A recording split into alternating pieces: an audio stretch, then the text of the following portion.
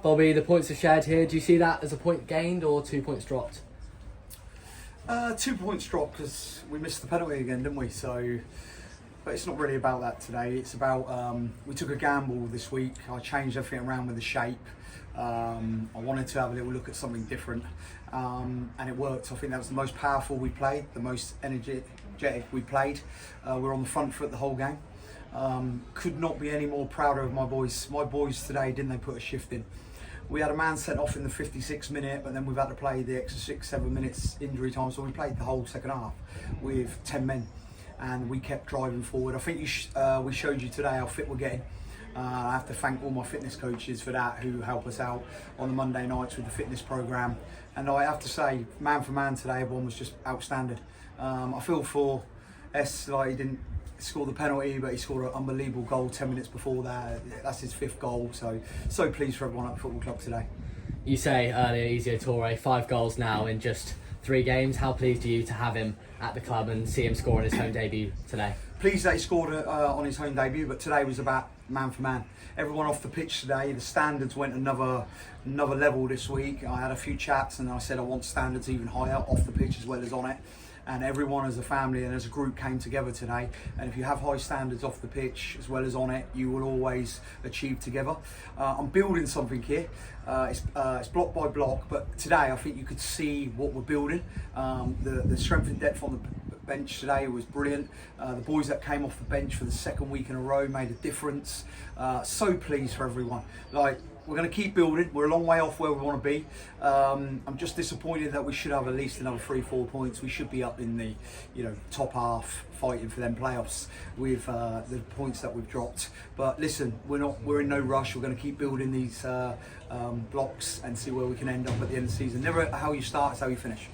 You opted for 3 at the back this afternoon with Hamblin and Teddy Howe, quite advanced wing backs. Was that a decision made out of the absence of Keelan O'Connell and Joel Rollinson, or was that kind of the game plan? I've been thinking about it for the last couple of weeks because I wanted to get 2 up front. I wanted to make the midfield very secure in there. And when you've got someone like Teddy and you've got Leo who wants to bomb forward, let the chains off, let him have a go. And that's why I'm really proud this week, because it was a gamble. It could have backfired on me this week because we hadn't worked on it a lot apart from Monday night through the analyst work we've been doing, and then on Thursday we worked on it in great depth, and the boys stuck to the game plan, didn't they? And how many chances did we have? How many times did we get in the final third and put good deliveries in, some good shots? That's why I'm so proud today, because it could have backfired on us as a group, never as an individual, as a group, but we kept driving forward and it worked. Just a word on Tom Bearwish making his 100th appearance for the club this afternoon. Just how good of a servant has he been for the club? Deserves all the credit he gets. He's a brilliant leader, brilliant warrior, but a fantastic player and a great person. Love working with him, love working with these group of players.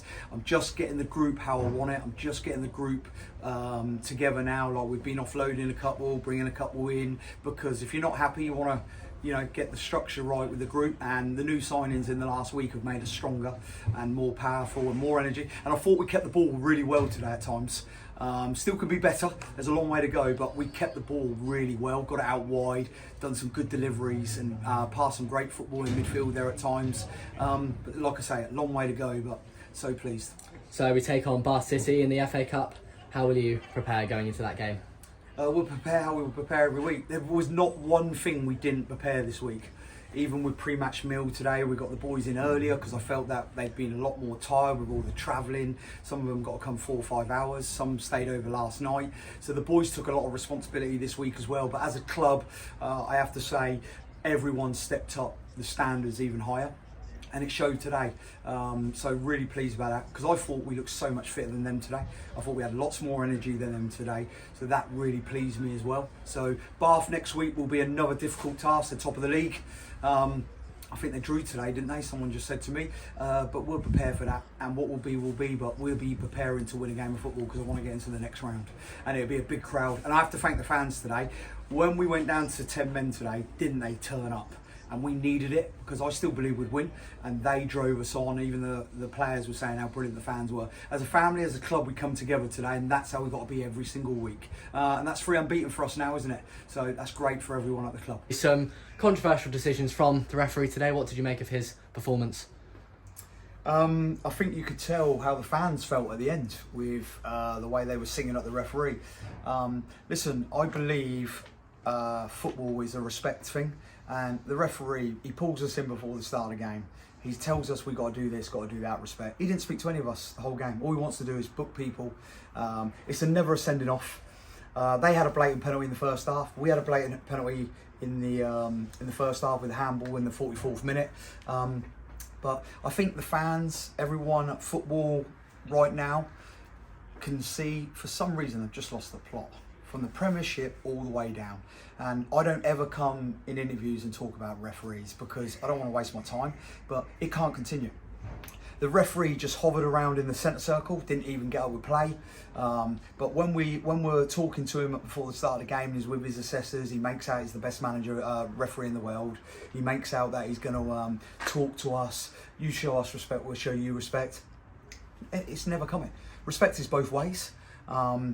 And I just think at the moment, every single week, they've just lost the plot.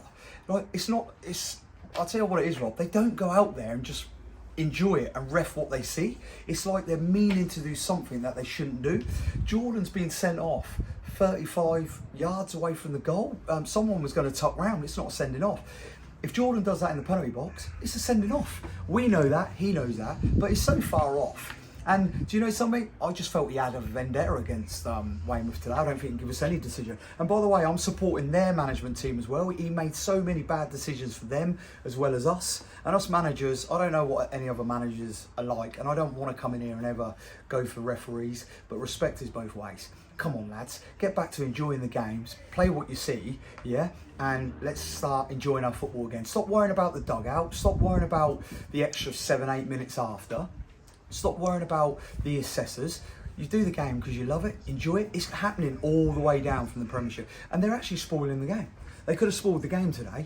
And listen, I didn't want to speak to him after because I'm not going to get in trouble. In 17 years, I've been booked twice this year. I haven't been booked in 17 years. And everyone sees how passionate I am. But today I felt I was against the referee as well. That's why I got more passionate. That's why I drove our team on more. I'm not going to let a referee dictate if we win, lose or draw. And that's what's happening at the moment. It's like I didn't bring up the one with Tom Bale when he got sent off against Dover. He went to take a throw on. There was no one there to throw, so he can't throw it. So he has to swap over. And then he gets sent off. And that's what I'm trying to say. And I come on here every week and I never want to speak about referees, but something's got to change. They need to just get back to basics and stop talking about, them after. I won't do this again. This will be a one-off. I'm not interested in talking about referees because my boys today were fantastic. So proud of everyone at the football club. Let's stick together. So Jordan Thompson's red card, is that something you can appeal, will appeal? Well, it's one of these. I don't know. I think if we appeal, does he get an extra game? I need to speak to the secretary. But yeah, of course I want to appeal it because we can prove that someone's going around. But it's one of these. We shouldn't have to appeal. Just don't send him off. Like, it's not sending off. I don't want to see any player get sent off for both teams, to be fair. This is a blatant foul. So we'll look into it. We'll go from there. But let's not just talk about sending off. He was just so far off the pace.